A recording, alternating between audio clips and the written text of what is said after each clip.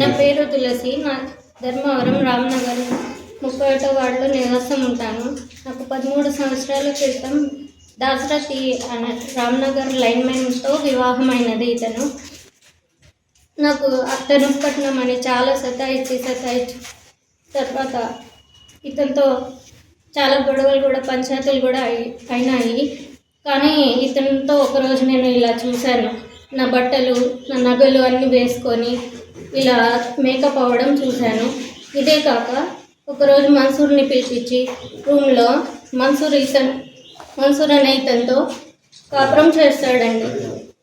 ఒకే గదిలో ఉండి బట్టలు ఇప్పి ఉంటారు. అన్నీ నా భర్తతో జీతం అంతా ఇతనే తీసుకుంటాడు. కొడతాడు సార్, ఏమన్నా అడిగినా కొడతాడు. తిండి పెట్టాడు సరిగ్గా. ఇలా వేసుకోవడం చూశాను సార్. అప్పటి వరకు నాకు డౌట్ కూడా రాకుండా వాళ్ళ అమ్మకు బాగాలేదని వాళ్ళ అమ్మ దగ్గర పడుకోవడం, లేదా మన్సూర్ ఇంటికి అని డ్యూటీ అని వెళ్ళిపోతాడు సార్. గోడ పెట్టుకొని ఇంటికి పంపిస్తాడు. ఇంకా 6 నెలలు అయినా పంచాయతీ చేసినా కూడా పిలిచకపోడు సార్.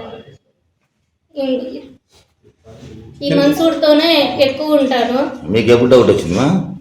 నాకు 5 సంవత్సరాల క్రితం నుంచి డౌట్ వచ్చింది సార్. నా చెల్లి పెళ్లి కావాలని చెప్పి నేను అన్ని భరించినాను సార్.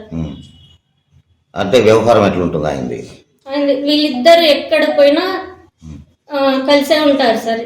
అసలు 5 నిమిషాలు వదిలి మా ఆయన మన్సూర్తో దూరంగా ఉండలేడు సార్.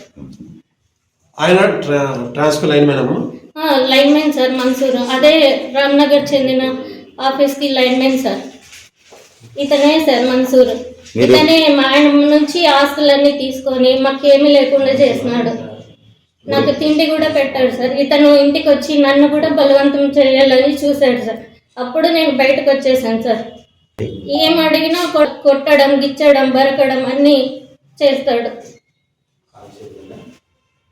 మా నాన్న ఆరోగ్యం బాగాలేకపోతే ఇంకా ఆయన కూడా అడిగేకి ఎవ్వరు ముందుకు రాలేదు సార్. వీళ్ళు ఇవి ఫోటోలు బయట పెడతానని చెప్పి నన్ను చంపాలని చూస్తున్నారు సార్. నేను ఎస్పీ ఆఫీస్లో కూడా కంప్లైంట్ ఇచ్చాను. 2 టౌన్కి రాసిచ్చారు ఆయన.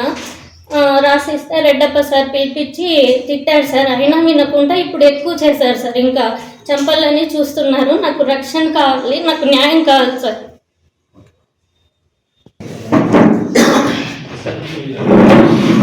ఎక్కడికైనా పోలీస్ స్టేషన్కైనా ఎక్కడికైనా కలిసే వస్తారు.